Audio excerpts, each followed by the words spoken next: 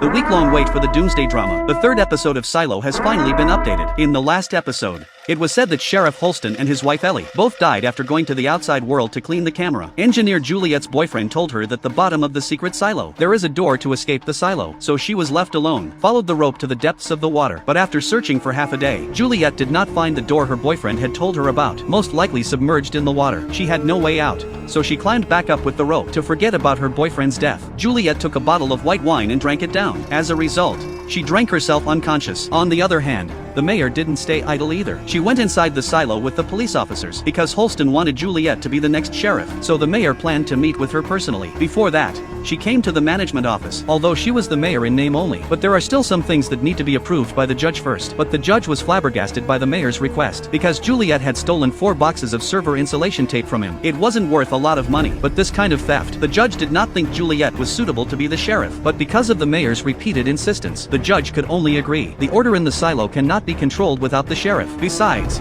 Juliet does not have any authority over him. Why not take this opportunity to send a favor? At that moment, the drunken Juliet was suddenly awakened by a shaking sound. It turned out that the generator on the ground floor had broken down. If not repaired in time, the whole silo will lose power. After a lot of hard work, Juliet successfully repaired the generator. But in order to keep the generator running permanently, Juliet made a bold decision. She wanted to shut down the silo's generators for 1 hour, and then use that hour to repair the rotor reactor of each part. This way, no more breakdowns would occur. But the minister directly contradicted Juliet's idea. He didn't want to be the first person in the silo's history to shut down the engines. The mayor, who was on the top floor of the silo, took the police officers to the hospital's infant room. The doctor here is Juliet's father. After obtaining the management's approval, the mayor still needed to consult Juliet's father. When everything was ready, the mayor led the police officers to the bottom of the silo. At this time Juliet was working on the engine, because the repair just failed. It seems the only way to stop the engine is to stop it, to fix the rotor nuclear reactor inside. In order to get approval, Juliet went to the minister's office again. The mayor was waiting inside. The mayor was straightforward about the purpose of his visit. There is a tradition in the silo. Before leaving office, the sheriff could nominate the mayor to be the next sheriff. Before Holston died,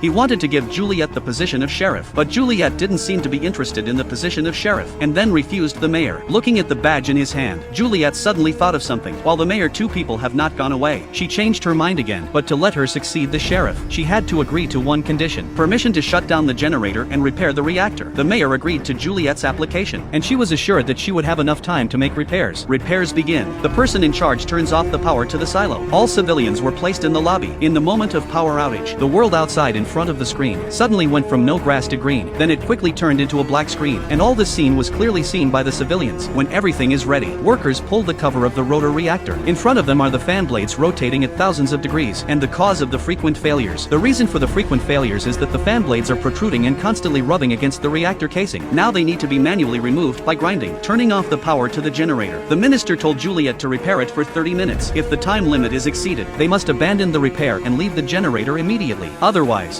the rotating fan blades would instantly shatter her. After 29 minutes of maintenance, Juliet and her apprentice almost 90% of the grinding was completed. But at that moment, the temperature inside the generator was rising. With less than a minute to go, Juliet asked the minister to give her 5 more minutes. Otherwise, all that had been done would be lost. Now they had 2 problems in front of them. One is the high internal temperature. The other was the lack of time. Juliet had to let her apprentice continue the repairs first. She went to the reactor to get a water gun to cool down the interior. As the water continued to spray on the iron block, the temperature in the control room slowly began to drop. The apprentice took advantage of this time to carry out emergency repairs. Just as the apprentice was putting the last fan blade inside the generator, the temperature in the control room had soared to 250 degrees. The water level in the reactor was almost overwhelming Juliet, but Juliet continued to cool the iron block. Juliet was about to drown in the water. The minister tried to save Juliet, forced to start the generator, but at this time the apprentice has successfully repaired the fan blade of the generator. With the engine kept running, the entire silo restored power. The picture of no grass outside appeared on the big screen again. At this point, a woman began to doubt the authenticity of the picture on the screen. After all,